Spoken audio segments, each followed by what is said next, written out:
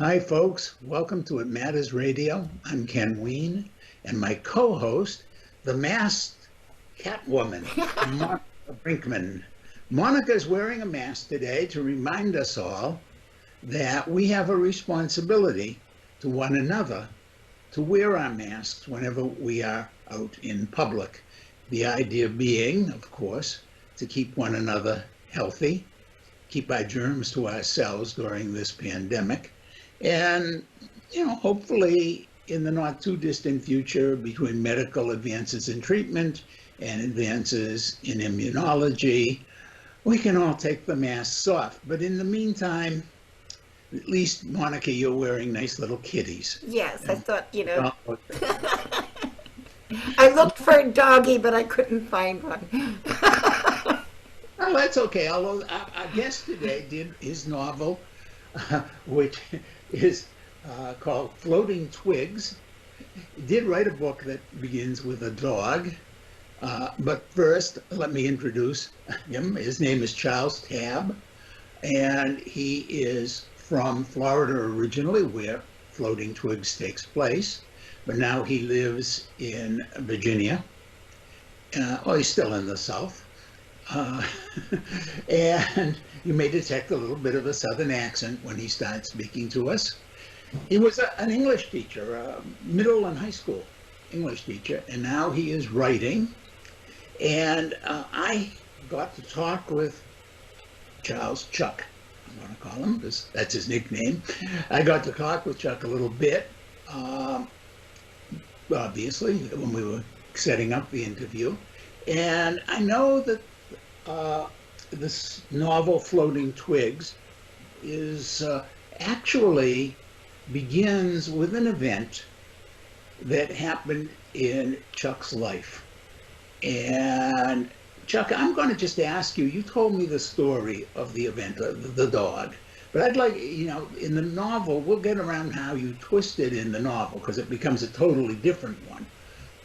But you actually did have a three-legged dog that you and your friends found. Could you tell us that story? Aw. Well, what happened was he was not three-legged. He was starving though. I went fishing with some friends of mine. I recall exactly what day it was because it was Labor Day in 1966. And I'll be giving my age by doing this, but I was about to turn 11 years old. And we were out fishing. There was a beached barge on a sort of spit of land that was out that created sort of a natural harbor. And we rowed across the little inlet there and went fishing from this barge. And the beginning of the book, after I set the frame, because it actually starts with this character as an adult, but the fishing section really happened up to the point of the dog getting adopted, basically.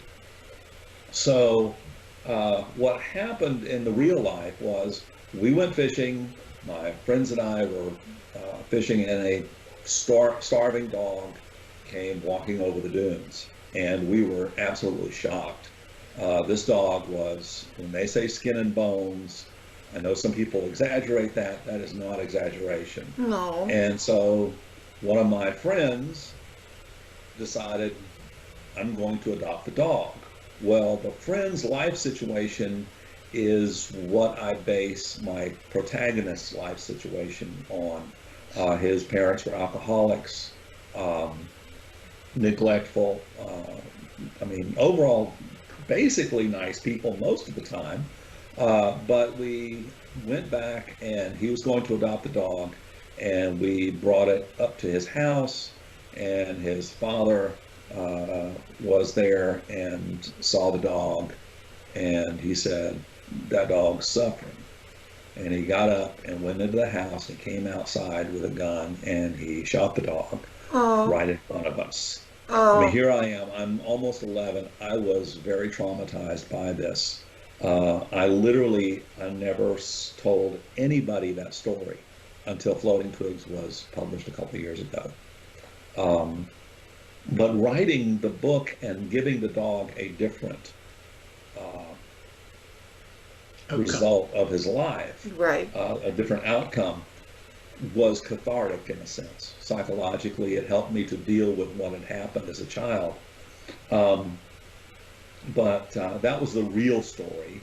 But that does not happen in my book. In fact, I've had people, I advertise on Facebook, and they've posted comments, does the dog die? Does the dog die? You know, and I assure them, no, the dog in the context of the story does not die.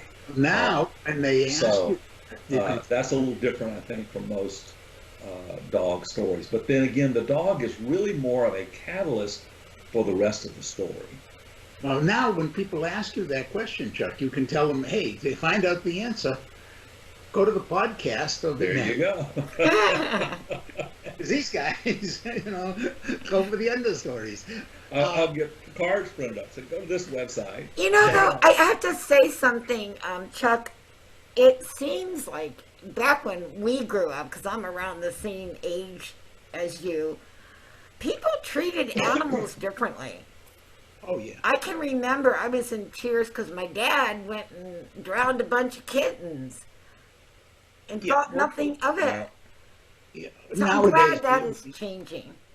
Nowadays, we wouldn't, but, you know, probably had this man, this father, been more, well, more of a human being, he probably would have taken the dog to the vet, and the vet would have put him down, because really rescuing dogs like that and saving them, that's something that a very special group of people do. And we've talked about animal rescue, of course, that's one of our ongoing themes. But, you know, the reason I wanted to start with that story is that Floating Twigs is about redemption. It is a novel about saving, people saving one another, and this dog. So actually, Jack, the boy who saves the dog, it is a catalyst. He has to find a way to take care of the dog. I mean, his parents will steal his money to buy themselves beer. I mean, you know, it's not like, you know, so if he's going to save this dog, he's got to find food and stuff. And that begins his journey to becoming a human being, a person, you know. I mean, the son of the town drunk, his only sibling has gone off to Vietnam, and we get the feeling he's happy to have gone. Because well, he's happy to be out of the home, out of there. And so here's this kid and his couple friends, and the kid starts to learn about redemption. So he finds a man who's living in a bus and who is a very interesting character. His name's Hank Pittman, and Hank is kind of a very interesting character. And we don't want to do too many giveaways here, you know. We want people to buy this book. It's available, by the way, folks, it's available in both paperback and on Kindle. As well as audio. And an audio. Uh-huh. Yeah. And as you can see down below on our comment section here on the show, Monica has posted up Chuck's website. And of course, you can go there to get to find a way to buy the copy, or you can just go to Amazon and buy a copy.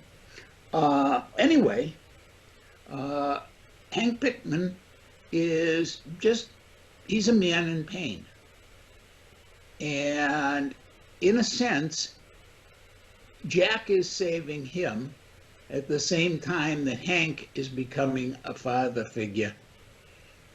And then he ends up kind of taking Hank to getting Jack to another character, Mrs. Dawson, who's also a lovely person, eccentric as hell, but a lovely person. I love that Uh, part.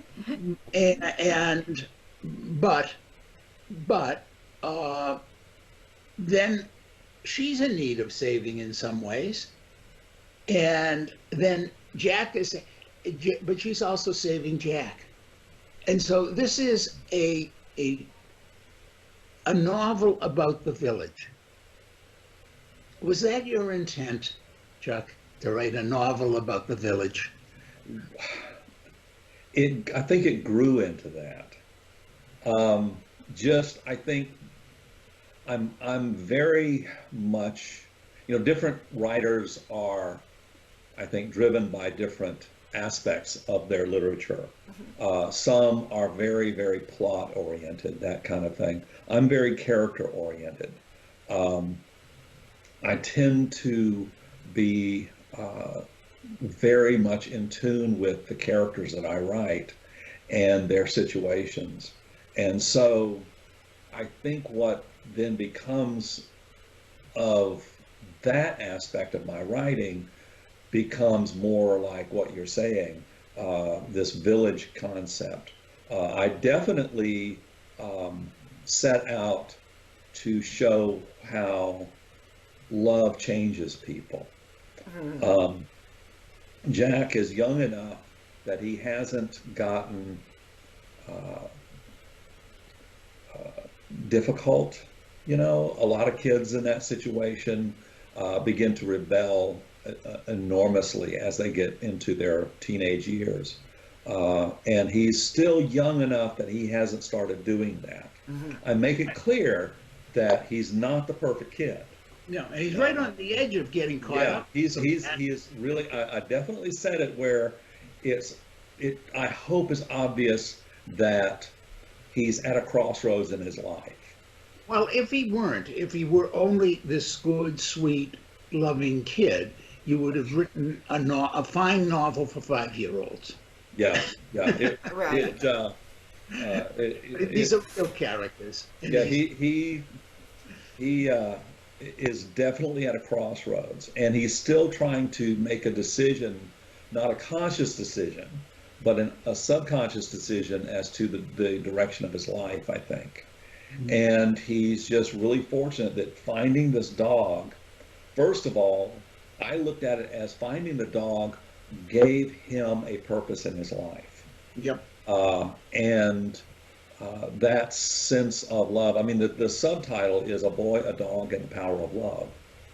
And so when I created that idea of what I wanted to write about, I saw that as a crossroad direction pointer, so to speak, where he chooses a life of caring for this dog. And in so doing, he really, quite by another thing that he does, ends up meeting Hank. And the thing he does does not work out well for him, except that he ends up meeting Hank. And so it's this idea, I think, of even out of the worst circumstances, good things can come, just as I feel like this book is a good thing that came out of a circumstance that happened to me just before I turned 11. Right. Now I made Jack a little bit older. I made him 13 because I wanted to be able to be a little more independent in that sense. Well, he also needed to be able to look for jobs and things. Yeah. Mm-hmm. So I made him a little older than I was at that time, and people have asked me, are you Jack? Is that you as a child? And in some ways, yes, it is, but in other ways, it isn't. My parents were not drunks, exactly. I'm not going to say they didn't drink, but they weren't anything like Jack's parents in that sense. And I wanted also to make sure that Jack's parents were neglectful, but not that they didn't love him, because I think a lot of problems that people have is they don't know how to love people. Mm-hmm. And so in their alcoholism and in their focus on their next drink, they neglected the son that I think they loved. They just didn't know how to go about being parents and loving him. Yeah. So, in that sense, Jack and meeting Hank, that is kind of funny because Jack to me was like Hank's dog, not like literally, but or not like he's his dog, but in the sense of he was the bones, which is the dog's name, to Hank, Yeah. where Hank meets Jack, and that changes his life. Yeah. And everybody, the power of love as redemption is one of the themes, the major themes in the book, maybe the single most powerful theme, and the ability to love not only the people who can do for you, but the people around you. And there's this wonderful, I don't want to do a spoiler here, but I'm going to say there is this one segment of the story that kind of just goes off in a little direction on its own, where this rather eccentric woman takes Jack to a nearby hospital. Oh yeah. Where he meets some of the kids who are in that hospital dying, very sick, and that it makes Jack and it makes the reader aware that we are talking about something that's really very powerful. Even when we cannot save others, we can love them. And in our love, give them something that makes their lives better, and more importantly, perhaps, makes our own lives better for having loved.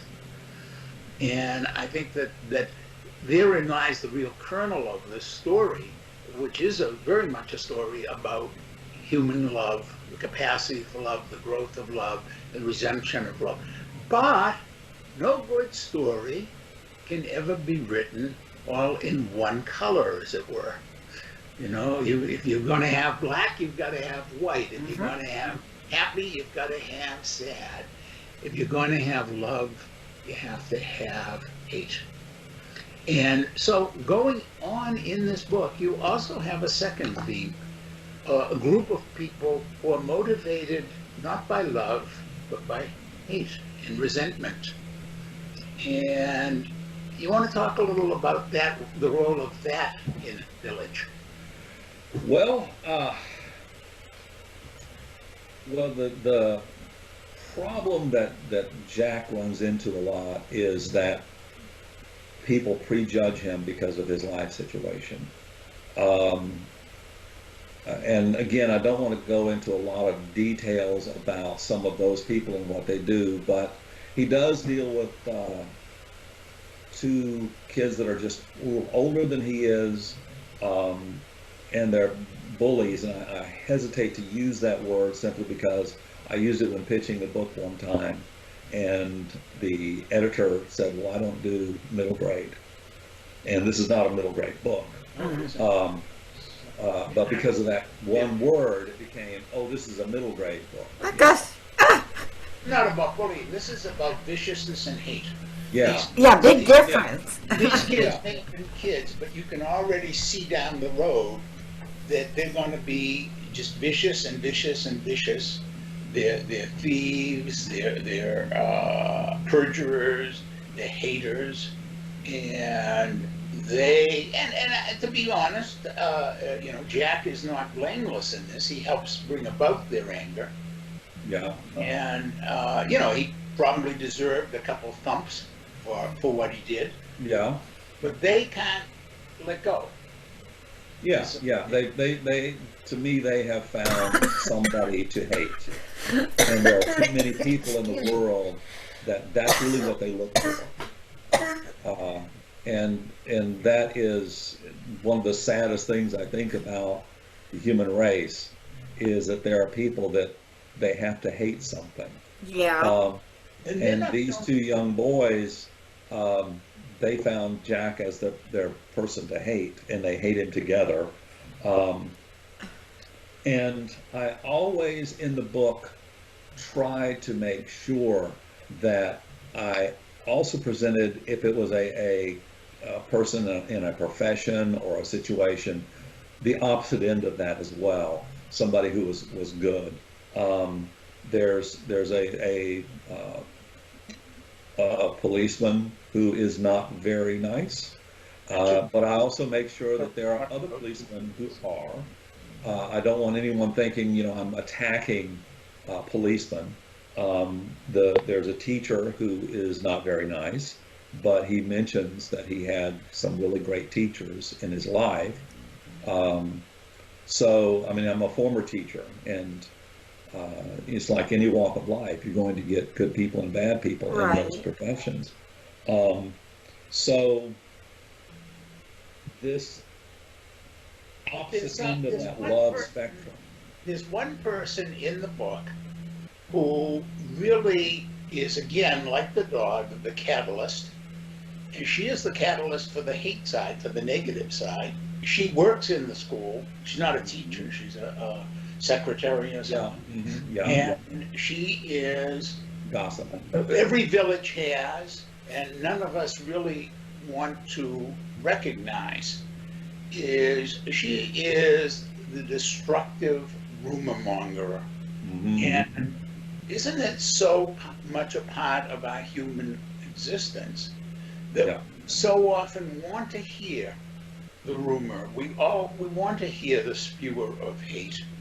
Even sometimes it's even disguised in messages of faith and love, but it's about hate. It's about and she goes after. Well, primarily, I mean, she ends up going after both Jack and Hank, but she motivated, for her own reasons, which again I'm not going to spoil. And I appreciate that too. It's called Floating Twigs, and it's by our guest today, Charles Tabb. By the way, it's spelled T-A-B-B, 2 B's at the end. Let's get a little plug in there for you, Chuck. But I don't want to put a spoiler in, but this woman is motivated for her own reason, for hate towards Hank, but she ends up hurting both these characters, Jack and Hank, and that becomes the catalyst for the second half, if you would, of the book, when all the good things that have been going on in Jack's life go south.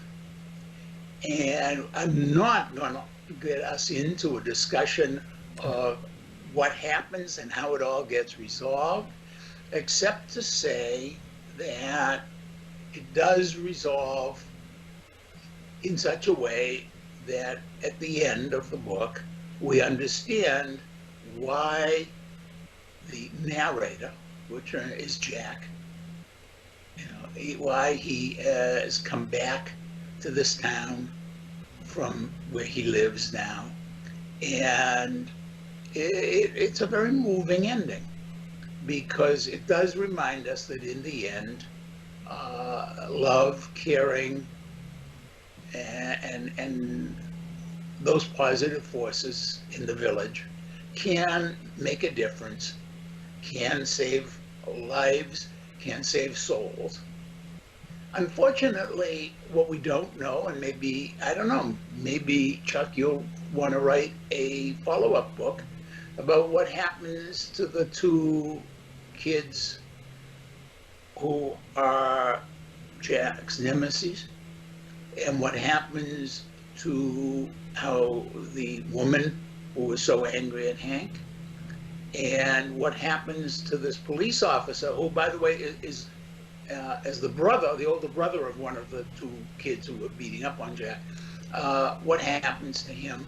It seems to me you've got some rich characters. Yeah, that would be great. Okay, now you got to get ready. Actually, it's interesting that you mentioned that. I've got a book coming out. I was hoping it would be coming out the end of this year. It'll probably be early next year. That is another literary novel like this one, but it deals with a totally different situation and topic. But my next literary novel after that will be a sequel to Floating Twigs. It will center around Jack's search for his brother. Okay. So I assume these characters will somehow. Yeah, so yeah, you'll find out what happens to all of these other characters in the context of that. I didn't want to go into. I actually thought about doing that with this book. In fact, there is a section about the leader of that group of, as you say, nemesis, Tommy. I did have a section in there about what became of him, and ended up pulling it out. It did not get published in the book. And some people have found fault with the book because I don't talk about what happens to these other people. But to me, in this book, that's not what's important. To me, what's important is what happens to Jack and Hank and Ms. Dawson and that kind of situation. And what became of them, I think, is the important part.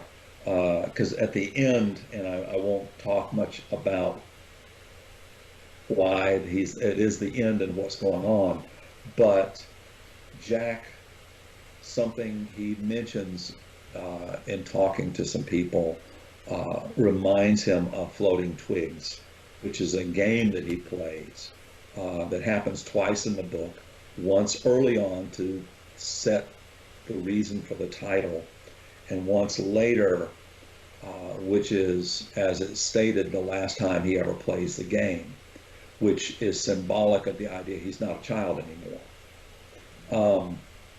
And so he's played this game of Floating Twigs on the water, and at the end he mentions that something he talks about reminded him of that, and how we're all like ripples of water that affect everything in our orbit, so to speak, which goes to that concept you were asking about earlier. And to me, I guess when I wrote that, I was tying up the concept of my overriding theme of the book in doing that. And, for good and ill, by the way, we're floating, where are these twigs, I guess, in a way, floating on the water with the ripple. Yep. So the Yep. And I remember playing that game as a child up in Maine, where, of course, you have these runoffs off the mountain. We were on the side of a mountain, small mountain, but So you had some good water going down. we got, and In Florida, it wasn't so bad unless it really rained hard. So. and I would watch the twigs, and I'd throw a twig in and watch and see where it would get hung up and whether it would get free. And sometimes I'd set one free myself. I'd go in, I'd intrude in nature, as it were, and clear away the stones that were blocking. Sometimes I'd drop a stone in. I was fascinated by not just the I'm a kid, I'm watching the hydraulics. I don't even know the word, but I'm watching the hydraulics. But at the same time, like Jack, very fascinated by the destinations, fascinated by the possibilities, fascinated by the intrusions and the interferences, and realizing that yes, that is life. And then at some point you stop playing that game, as Jack does in the book, and that's the point where you decide who you're going to be. And you realize that you aren't just a twig, but you have to make it into a boat or a canoe. I much preferred rafts myself. I went on to whitewater raft, which is very much the same thing. Yeah, it is very much, yeah. Oh, yeah. Yeah. And I realized at some point that the goal had to be to get my oar in the water and steer the bloody raft. And I think that that's the end of Floating Twigs. I think that's the conclusion of Floating Twigs, is really the point where this boy, who is now by this point probably what, about 14, 15, because there's been some time that was passed. But he is now aware that it is up to him what he is going to make of his life. And I think that's such a lovely, brilliant way for a book like this to end. And so I'm going to say something now that's going to contradict something you said earlier.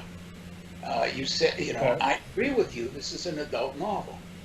I mean, I recommend it to adults. But I'm also going to recommend it to young adults. And I'm going to say, this is the kind of book moms and dads, grandparents, uncles and aunts, if you have like a young person, 11, 12, 13, in your life, this is a great, especially if it's a boy, but girls too, but if you have somebody that in that age group, a young adult, that you would like to have an interesting experience sharing with, this is a book you could read together and talk about and use as a foundation for a conversation about the meaning of love, the meaning of identity, the meaning of taking control of life, and the meaning of understanding the viciousness of hate and the destructiveness of rumor. So I would disagree with you that it's just an adult book. I think with Well, adult, I wasn't, I must have misspoken because I wasn't really trying to imply it was adult necessarily. When I wrote it, I actually had in mind a couple of things. One, that anybody who would pick up a book that thick and read it, that's who it's for, whether they're 10 years old or 90. That was one thing.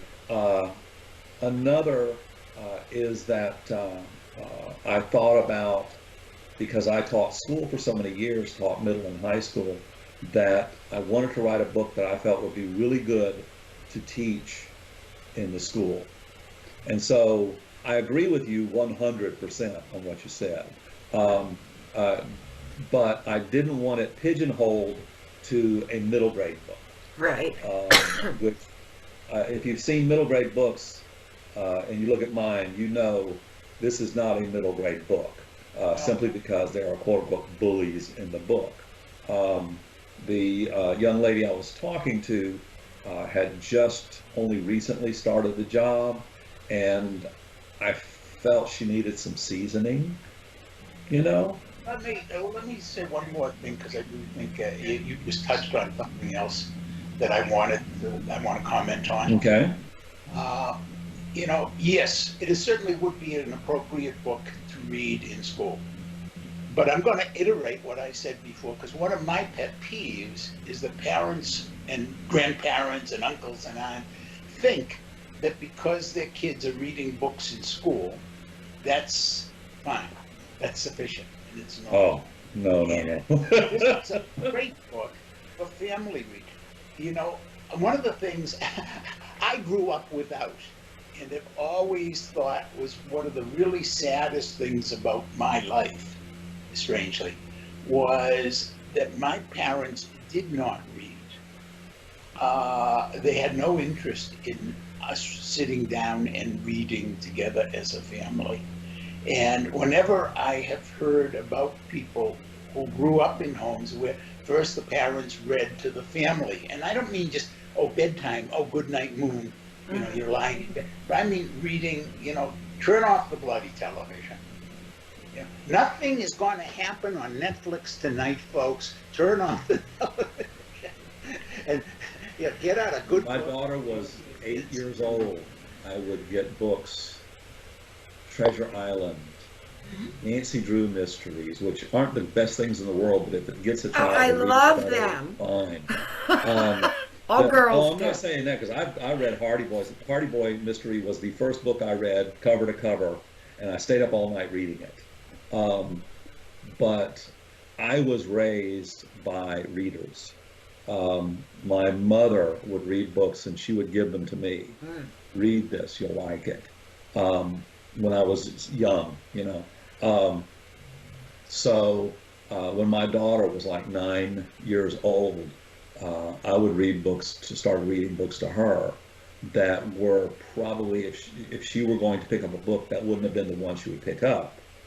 But it sort of opened her mind, I think, to reading more. And when I say adult, I don't mean in the sense of adult, but just more adult books that are thematically and in terms of words, you know, the length of the book and stuff, to try to stretch herself. I'm very proud to say the other day, my granddaughter, my wife took her and her little baby sister to the library, which is open, but you go in, you've got to be masked, of course, and they only are in there just for like 10 minutes maybe. But took them to the library, and my granddaughter, who is 7 in second grade, the way she finds a book is she opens the book to a page and she looks and reads through the book to see if there are words she doesn't understand. And that's the book she'll choose. Of course, because otherwise you don't. Yeah. You don't learn. You got to grow, you know. Arthur, don't you hate it when people tell you you shouldn't use words that your reader might not understand, instead of saying, oh, boy, I'm going to improve my and I'm not going to put it all together in just long words, but I am going to create something to stretch my reader, stretch. Oh, by the way, folks, one more thing, another pet peeve. Yes, there are plenty of movies that have been made out of wonderful books. And yes, many of them are worth watching.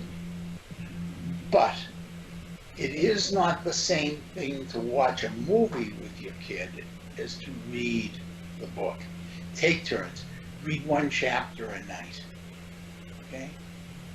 Indulge their minds in the pleasure of visualizing and putting links together and working the rhythms of language out. And one more thing, while I'm on the subject, I have so many pet peeves, don't I? But you know, one of the goals of reading is to improve speaking. Do not let your children's teachers teach them to read silently.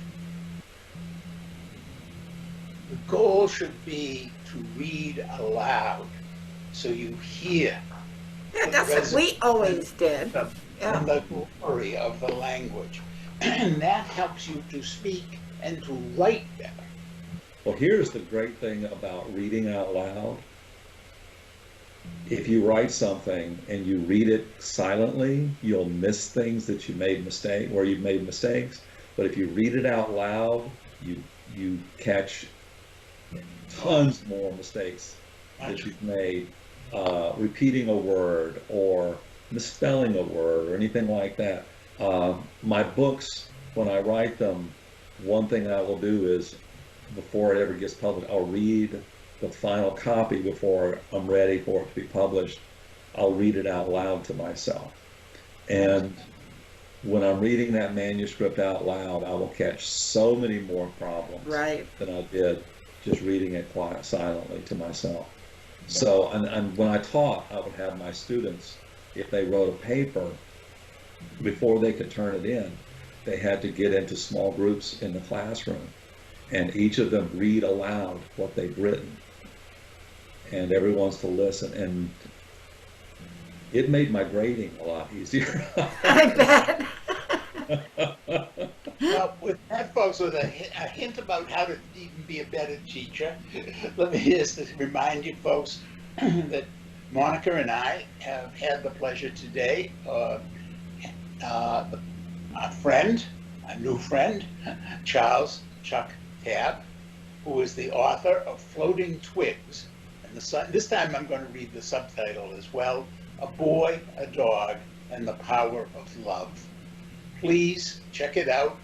Visit Chuck's website and check out the book. And I think it's a book that has some really powerful messages about love, community, the village, the power, the negatives, but most importantly about finding oneself and growing up.